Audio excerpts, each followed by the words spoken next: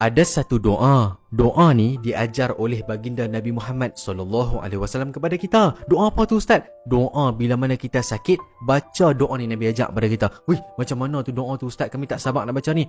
Orang Islam yang tengah tengok video ni sekarang, dia simpan ilmu ni seorang-seorang. Dia simpan doa yang diajar oleh baginda Nabi ni seorang-seorang.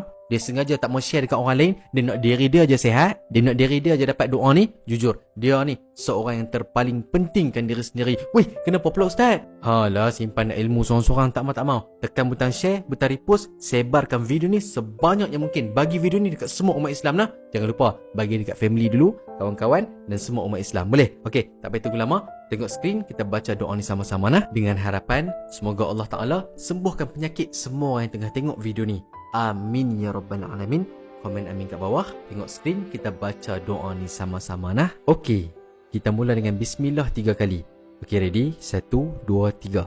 Bismillah, bismillah, bismillah. Kemudian sambung dengan doa bawah ni.